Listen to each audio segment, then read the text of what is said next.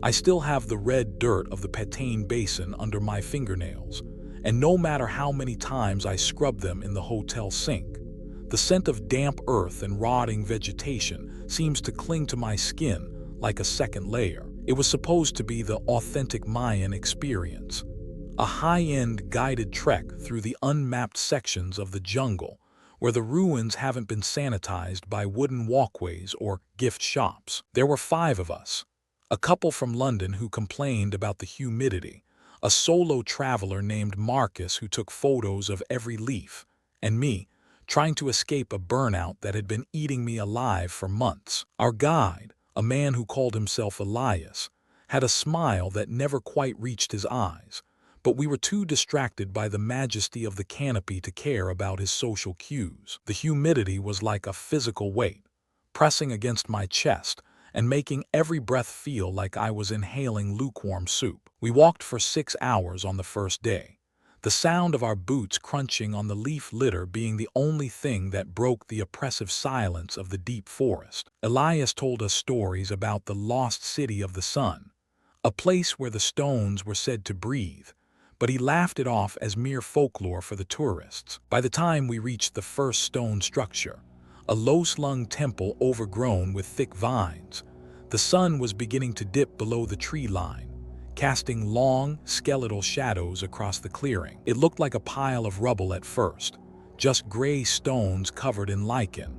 But as we got closer, the intricate carvings of faces and serpents became visible. We set up camp in a small plaza between 2 crumbling towers, the air finally cooling down just enough to keep us from fainting. I remember the smell of the canned beans we ate, metallic and salty, and how the flickering firelight made the carvings on the walls look like they were blinking. Marcus was the first one to notice something was off, mentioning that he couldn't find the path we'd taken to get into the plaza. We laughed it off, assuming the darkness and the dense foliage had simply obscured the trail, and went to our respective tents. I woke up in the middle of the night to a sound that I can only describe as a heavy, grinding groan, like 2 massive millstones rubbing together deep underground. It was low and rhythmic, vibrating through the floor of my tent and into my very bones, making my teeth ache. I sat up, clutching my flashlight, and listened as the jungle sounds, the cicadas, the distant howler monkeys, went completely silent. When I unzipped my tent and stepped out, the plaza didn't look right, though I couldn't immediately put my finger on why. The campfire was a pile of cold ash, and the 2 towers that had been flanking us seemed much closer than they had been at sunset. Elias was gone. His tent was still there, but the flap was open and his bedroll was empty. I woke the others, my voice a frantic whisper, and we all stood in the center of the plaza, looking at the shifting geometry of the ruins. The London couple, Sarah and Ben, were already on the verge of a panic attack, pointing out that the entrance archway was now just a solid wall of mossy stone. We spent the next hour walking the perimeter, feeling the cold, damp rock for any hidden seams or levers, but it felt as solid as a mountain. The air in the plaza was getting stale, the breeze that had been blowing through the trees suddenly cut off by the rising height of the walls around us. Marcus tried to climb one of the towers, but the stones were slick with a strange, oily substance that smelled faintly of old copper. Every time we turned our backs, the environment seemed to recalibrate itself with a subtle, subsonic hum. I looked at my watch, but the hands were spinning erratically, the quartz movement defeated by some unseen magnetic pull. "It's just a trick of the light," Ben kept saying, but his voice was trembling so hard he could barely finish the sentence. Then we heard it, a metallic click, followed by the sound of heavy chains rattling behind the walls. It wasn't magic, and it wasn't ghosts. It was the sound of old, well-maintained machinery. A section of the floor beneath Sarah's tent tilted downward, and before she could even scream, her tent and all her gear slid into a dark void. We lunged for her, but the floor plate snapped back into place with a bone-jarring thud, leaving nothing but a smooth stone surface where she had been standing seconds before. Ben started screaming her name, pounding his fists against the ground until his knuckles were raw and bleeding. We realized then that the ruins weren't ruins at all, but a massive, terrestrial machine designed to trap and move things, or people. I looked up and saw Elias standing on the rim of the high wall, silhouetted against the moonlight, holding a small remote device. He wasn't a guide. He was an operator, a harvester for whoever owned this god-forsaken place. He didn't say a word, just watched us with a detached, clinical interest, like a scientist observing rats in a maze. Another grinding noise echoed through the plaza, and the tower Marcus was leaning against began to rotate slowly. He tried to jump away, but the movement was too fast, and his sleeve got caught in a gap between the rotating segments. We heard the snap of his arm before he even had a chance to yell, and then the tower swallowed him whole, the stones closing like teeth. Ben and I were left alone in the shrinking space, the walls closing in by inches every few minutes. The ancient carvings on the walls weren't just art. They were ventilation grates and observation slits. I could see the glint of eyes behind one of the carvings, a dark, human eye watching our terror with predatory patience. We ran toward the only opening left, a narrow corridor that hadn't been there when we arrived, our breath coming in ragged, sobbing gasps. The corridor was long and smelled of grease and old sweat, the walls lined with rusted iron pipes that hissed with escaping steam. Every few steps, the floor would lurch, forcing us to lean against the cold walls just to stay upright. We found Sarah's scarf caught in a jagged piece of metal, but there was no sign of her, just a trail of dark fluid leading deeper into the dark. Ben was losing his mind, babbling about how we were in a slaughterhouse, and he wasn't far from the truth. We came to a junction where 3 different tunnels met, each one looking identical to the last. A voice came over a hidden speaker,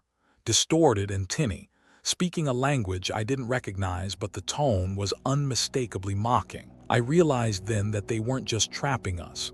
They were playing with us, testing our reflexes and our will to survive. I grabbed Ben's arm and pulled him down the leftmost tunnel, hoping that movement was better than standing still. The ground beneath us began to vibrate again, more violently this time, and I felt the entire structure shifting on its axis. We were tilted at a 45-degree angle, forcing us to crawl upward against the smooth, oiled stone. My fingers were raw, the nails peeling back from the effort of finding purchase in the shallow grooves of the carvings. I looked back and saw a heavy iron gate sliding down from the ceiling, cutting off the path behind us. We were being funneled into a central chamber, a place where the sounds of the jungle were completely replaced by the hum of industrial fans. The air grew hotter and thicker, the smell of copper becoming so intense that I could taste it on the back of my throat. We burst into a large, circular room filled with cages, some empty, some occupied by things that didn't look human anymore. Ben collapsed, his spirit finally breaking as he saw the remains of the tourists who had come before us. They weren't dead, not all of them. Some were just waiting, eyes wide and vacant, their bodies twisted to fit into the cramped metal boxes. Elias appeared in a doorway across the room, wearing a heavy leather apron and holding a pneumatic bolt gun. He looked at us like we were nothing more than a fresh shipment of meat, a profitable haul from a week's work. "The ruins must be fed," he said in a voice that was terrifyingly calm, as if he were discussing the weather. He explained that the shifting walls were powered by the geothermal heat of the region, a masterpiece of 19th century engineering hidden under 10th century stone. His family had been the guides for generations, luring the wealthy and the curious into the mechanical maw of the jungle. I looked for a weapon, anything, but the room was surgically clean, devoid of anything that wasn't bolted to the floor. Ben tried to rush him, a desperate, suicidal charge born of pure grief. Elias didn't even flinch, simply stepping aside and letting the shifting floor do the work for him. A panel opened, and Ben disappeared into the darkness below, his scream cut short by the sound of a heavy blade swinging through the air. I was alone now, the last guest of the lost city, standing on a floor that was already starting to tilt again. I didn't scream. I didn't have the energy left, my body trembling with a fatigue that went deeper than muscles. I watched as Elias approached me, his boots clicking rhythmically on the metal-reinforced stone. He reached out a hand, not to hurt me yet, but to steady me as the room began to rotate once more. "You have a good build," he remarked, his fingers pinching the muscle of my shoulder with a cold, professional touch. He told me that I would be useful for the maintenance of the lower levels, where the grease and the soot made the work too dirty for his brothers. The floor gave way, and I dropped into a padded chute, sliding down into the bowels of the machine. I landed in a pile of discarded clothes, watches, cameras, and hiking boots that would never see the sun again. Above me, the hatch slammed shut, and the sound of the grinding stones became a muffled roar. It was pitch black, the only light coming from the faint orange glow of a furnace somewhere in the distance. I crawled through the heaps of belongings, my hands touching cold metal and soft fabric, searching for a way out. I found a flashlight, but the batteries were nearly dead, casting a flickering, sickly yellow beam across the room. I saw the gears then, massive iron wheels the size of houses, turning slowly with a relentless, crushing force. This was the heart of the ruins, the mechanical engine that moved the walls and the towers to confuse the outsiders. I saw Marcus's camera lying smashed on a pile of stones, the memory card sticking out like a broken tooth. I pocketed it, a useless gesture of defiance in a place where no one would ever find me. I heard footsteps on the metal catwalks above me, the heavy tread of men who knew every inch of this labyrinth. They were talking about the next group, a family from Germany who were scheduled to arrive at the trailhead in 2 days. My heart hammered against my ribs, the sound so loud I was sure they could hear it over the noise of the machines. I found a ventilation shaft, narrow and clogged with dust, but it was the only path that didn't lead toward the furnace. I hauled myself up, the jagged metal edges of the duct tearing at my clothes and my skin. Every inch was a struggle, the air inside the vent tasting of oil and old blood. I crawled for what felt like miles, my mind drifting into a fever dream of sunlight and fresh water. I could hear the ruins shifting again, the ductwork groaning as the layout of the upper levels changed. I was trapped in a living, breathing machine that was constantly redesigning itself to keep its secrets hidden. I finally reached a grate that looked out into the jungle, the green leaves of the canopy just inches away from my fingers. But the grate was welded shut, a solid barrier of iron that mocked my hope of escape. I peered through the gaps and saw the clearing where we had first set up our camp. It was empty now, the grass already springing back up where our tents had been, erasing any sign of our existence. Then I saw the movement in the bushes, the flash of a bright blue windbreaker. The next group was already here. They were laughing, led by a different man who wore the same empty smile that Elias had. I tried to scream to warn them, but my throat was so dry and choked with dust that only a raspy hiss came out. They walked right past my vent, so close I could hear the daughter asking her father if they could see the shifting stones the brochure mentioned. The guide told them they would see plenty of wonders tonight, and my heart broke for them. I watched as they entered the plaza, the same trap we had walked into, with the same naive excitement. The sun began to set, and I knew that in a few hours the grinding sounds would start again. I stayed at the grate, watching the shadows lengthen, my body slowly losing its fight against the heat. I heard the first clack of the machinery engaging, the subtle vibration that signaled the start of the harvest. Below me in the depths, I heard a new scream, high and sharp, followed by the familiar sound of a sliding floor panel. The cycle was beginning again, and I was just another ghost in the machine, a witness to a horror that had no end. I realized then that I wasn't meant to escape. I was meant to watch, to be the silent observer of the jungle's efficiency. My flashlight finally died, leaving me in a darkness so thick it felt like a physical presence. I can hear someone crawling in the vent behind me now, the rhythmic scrape of a leather apron against the metal. It's Elias, and he's whistling a tune that sounds like a lullaby, his voice echoing through the narrow pipe. He knows exactly where I am, and he's not in a hurry, because there's nowhere for me to go. The ruins are shifting again, the vent twisting and narrowing, pinning my arms to my sides. I can feel his breath on my heels now, warm and smelling of those metallic beans from our first night. Outside, the jungle is beautiful and indifferent. the stars shining down on a temple that looks perfectly still from the outside. But inside, the gears are turning, and the stones are breathing, and the harvest is never quite finished. I closed my eyes and waited for the click of the bolt gun, the last sound I would ever hear in the heart of the authentic ruins.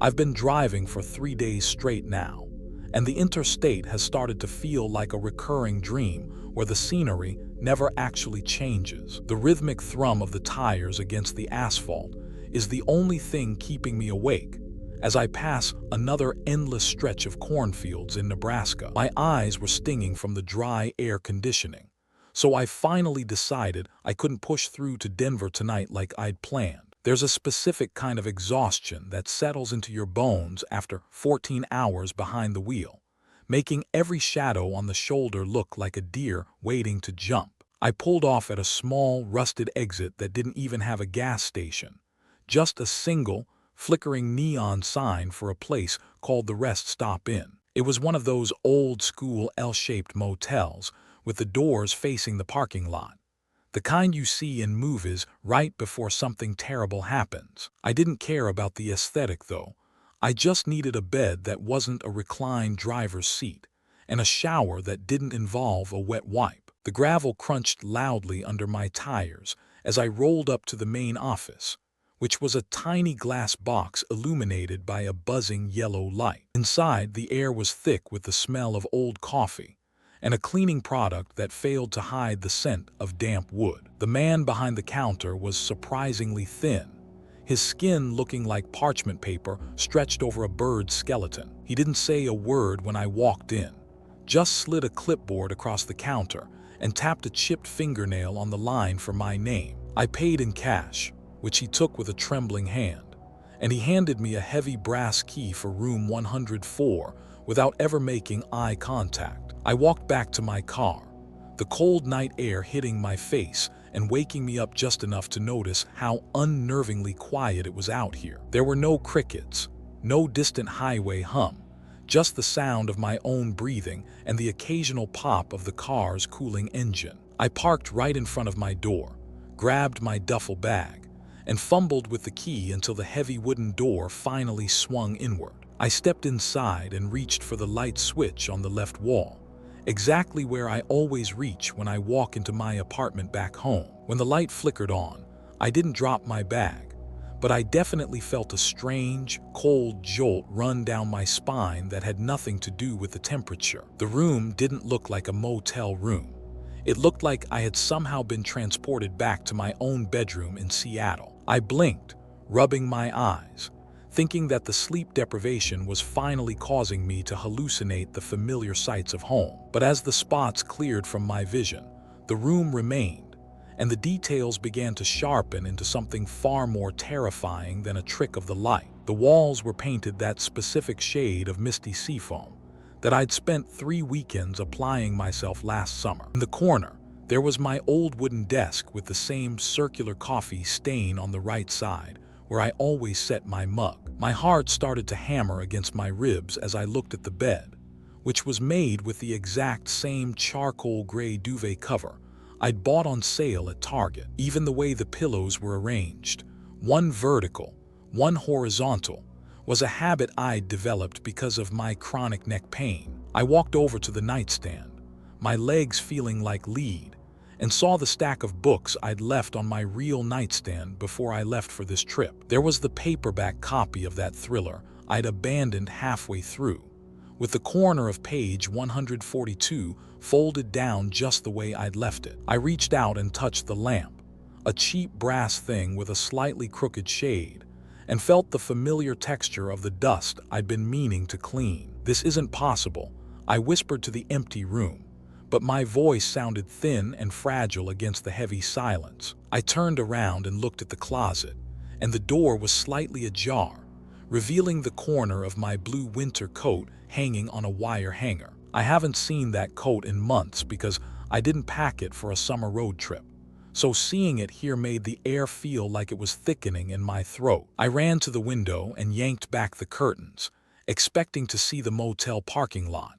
but the view was blocked by a wooden board painted to look like the brick building across from my apartment. I stumbled back, my breath coming in short, jagged gasps as I realized this wasn't just a coincidence or a weird dream. I turned and bolted back out the front door, slamming it behind me, and stood in the gravel parking lot looking at the long row of identical doors. My hands were shaking so hard I could barely hold my car keys, but a sick curiosity pushed me toward the next door over, room 102. It was unlocked, the handle turning with a soft click, and when I pushed it open, I felt the bile rise in the back of my throat. It was my bedroom again, every single detail replicated with surgical precision, right down to the laundry basket overflowing with clothes I recognized. I moved to room 106, then room 108, and each time I opened a door, I was greeted by another version of my most private, personal space. In room 110, I noticed something different. There was a smell in this version that wasn't in the others, a faint, metallic scent like pennies. I walked toward the bed in that room and saw that the duvet wasn't charcoal gray. It was soaked in a dark, wet red that was still spreading. I didn't stay to look closer. I backed out of the room, my boots crunching on the gravel as I retreated toward the office. I needed to find that thin man. I needed to know why there were 20 versions of my bedroom sitting in the middle of nowhere. But when I reached the glass box of the office, it was empty, the yellow light now dead, leaving the lobby in a terrifying, bruised purple shadow. I looked down at the counter where I'd signed the clipboard earlier and saw that the paper was gone, replaced by a single, small Polaroid. I picked it up with trembling fingers and felt the world tilt on its axis when I saw what it depicted. It was a photo of me, taken from a high angle, standing in the middle of the parking lot just seconds ago, looking at the doors. I looked up at the roof of the motel, searching for a camera, but all I saw were the dark, empty windows of the second floor. Then I heard it, a sound so familiar it made my skin crawl, the distinct, heavy thud of my own apartment's front door closing. The sound came from room 104, the room I had first entered, the room where I had left my duffel bag and my keys. I realized with a jolt of pure adrenaline that I didn't have my car keys in my hand anymore. They were sitting on that IKEA nightstand inside. I crept back toward room 104, my heart pounding so loudly I was sure whatever was inside could hear it through the walls. I reached the door and saw that it was now closed and locked, the brass handle refusing to budge when I gripped it. I pressed my ear against the wood, and for a long moment, there was nothing but the sound of the wind whipping through the cornfields. Then I heard a floorboard creak, the one right in front of the closet that always makes a high-pitched moan when you step on it. A voice came from inside the room, a voice that sounded exactly like mine, humming a low, tuneless song I only sing when I'm alone in the shower. "Is someone there?" I whispered, though I knew I shouldn't have said anything at all. The humming stopped instantly, and the silence that followed was so heavy it felt like it was pressing the air out of my lungs. Then the lock clicked, and the door began to creak open just a fraction of an inch. I didn't wait to see what was on the other side. I turned and ran into the darkness of the cornfields, not caring about the scratches from the stalks. I ran until my lungs burned and my legs gave out, finally collapsing in a ditch a few hundred yards away from the motel. I stayed there for hours, watching the motel from the shadows, watching as the lights in every single room began to turn on one by one. Figures began to move behind the curtains of the rooms, shadowy shapes that moved with my gait, my posture, my exact rhythm. I saw one of them walk out onto the balcony of the second floor, and even from this distance, I could see it was wearing my blue winter coat. It stood there for a long time, staring out into the dark fields, exactly where I was hiding, as if it knew exactly where I'd run. Eventually, a black SUV pulled into the lot, and several men in plain dark suits got out, carrying heavy plastic crates. They moved with a clinical efficiency, entering the rooms and coming out with things I couldn't identify from the distance. I watched as they approached the figure in my coat, and instead of attacking it, they handed it a clipboard, which it signed with a flourish. But nothing explained how they had my books, my stains, my smell, and my physical likeness so perfectly replicated in a place I'd never been. I realized then that the rest stop-in wasn't a motel at all.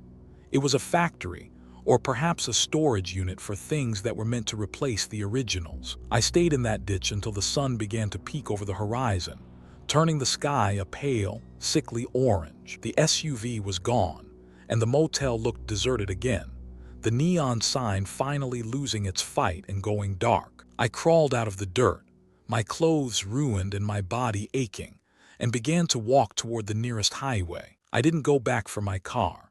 I didn't go back for my phone or my wallet or the keys that were sitting in a room that shouldn't exist. I hitched a ride with a trucker who didn't ask questions, and I spent the next 2 days in a daze as we drove toward the coast. When I finally made it back to my actual apartment in Seattle, I stood outside the door for an hour, too afraid to put my key in the lock. I eventually called a locksmith, telling him I'd lost my keys on a trip, and he let me in after I showed him my ID. The apartment was exactly as I'd left it, but the comfort was gone, replaced by a gnawing sense of violation. I checked every corner, every closet, and every drawer, looking for any sign that someone had been there to take notes or photographs. I found nothing, which was somehow worse than finding a hidden camera or a stranger's footprint. I tried to go back to my life, but every time I hear a floorboard creak or see a shadow in the corner of my eye, I freeze. I stopped wearing that blue winter coat, and I threw away the books that I'd seen on that motel nightstand. A week ago, I received a package in the mail with no return address, just a plain brown box that felt surprisingly light. Inside was a single brass key with a tag that had the number 104 written on it in my own handwriting. I didn't throw it away. I don't know why, but I kept it in a drawer, a physical reminder of the night I lost my sense of safety. Last night, I woke up in the middle of the night to the smell of old coffee and a cleaning product that failed to hide the scent of damp wood. I didn't open my eyes at first. I just laid there, listening to the silence of my bedroom, waiting for something to happen. Then I heard it, the distinct, heavy thud of my front door closing, followed by the sound of someone humming a low, tuneless song. I reached for the lamp on my nightstand, the one with the slightly crooked shade, and my hand brushed against something cold and metallic. It was a Polaroid, still wet from the developer, resting right on top of my book. I didn't turn on the light. I didn't want to see what was in the photo, and I didn't want to see who was standing at the foot of my bed. I just sat there in the dark, clutching the duvet cover, feeling the charcoal gray fabric beneath my fingernails. The humming stopped, and a voice whispered from the shadows of the closet, a voice that was my own but lacked any emotion. "You forgot your keys," it said, and I heard the soft metallic jingle of my car keys being dropped onto the wooden desk. I closed my eyes as tight as I could, praying for the sun to come up, praying that this was just the exhaustion from the road trip finally breaking me. But the smell of the motel stayed in the air, thick and oppressive, filling my lungs with every shaky breath I took. I could hear the figure moving now, walking toward the window to pull back the curtains, just like I always do in the morning. I heard the sound of the wooden boards being nailed over the glass from the outside, blocking out the city lights of Seattle. I realized then that I never actually left the motel, or perhaps the motel had finally come to me. I reached out and touched the wall next to my bed, and instead of the drywall of my apartment, I felt the cold, rough texture of painted concrete. I opened my eyes and saw the misty seafoam paint peeling in the exact same spots I'd seen in room 104. The person standing by the window turned around, and though their face was obscured by the shadows, I saw the blue winter coat. It didn't move toward me.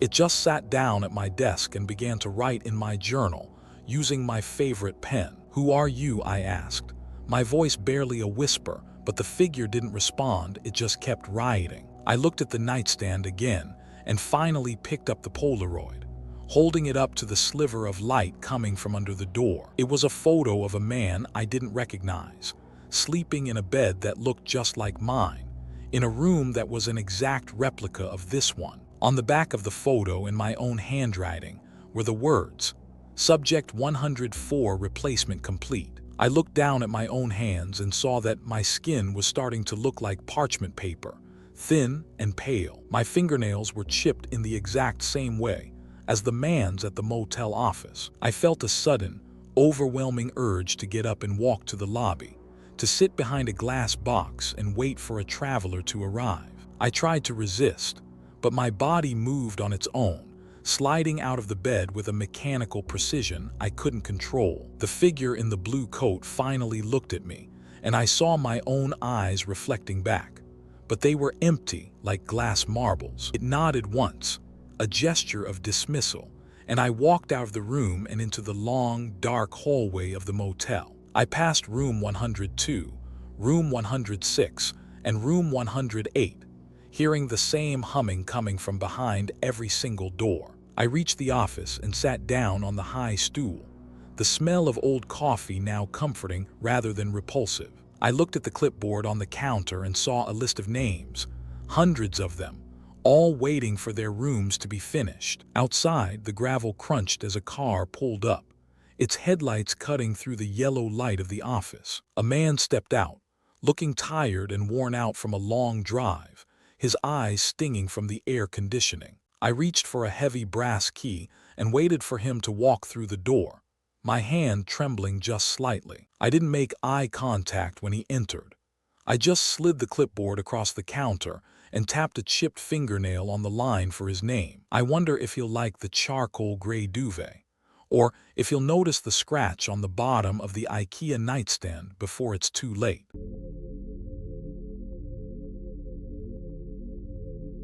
The sun was doing that thing where it feels less like warmth and more like a physical weight pressing down on your shoulders.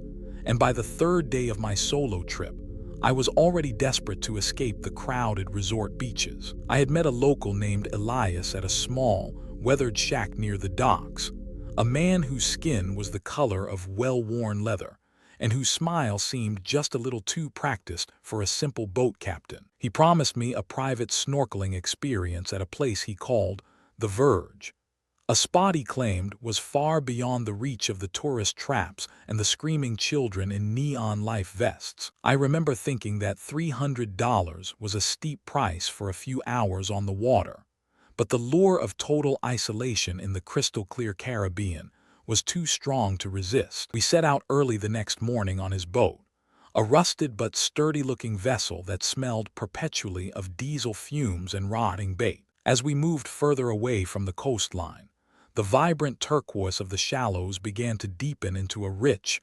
intimidating sapphire that seemed to swallow the sunlight. Elias didn't talk much once we were out in the open ocean, instead spending his time hunched over a crackling radio and a sonar screen that looked decades out of date. I tried to make small talk about the local fish populations, but he only nodded distractedly, his eyes constantly scanning the horizon behind us as if he were checking to see if we were being followed. After about an hour of travel, the engine's roar sputtered out into a low, rhythmic throb, and the silence of the open sea rushed in to fill the void. He pointed a calloused finger toward a patch of water that looked significantly darker than the rest, telling me that this was where the reef shelf finally gave way to the deep. I strapped on my fins and adjusted my mask, the rubber seal feeling uncomfortably tight against my sweaty skin in the humid air. The water was surprisingly cold when I finally rolled off the side of the boat,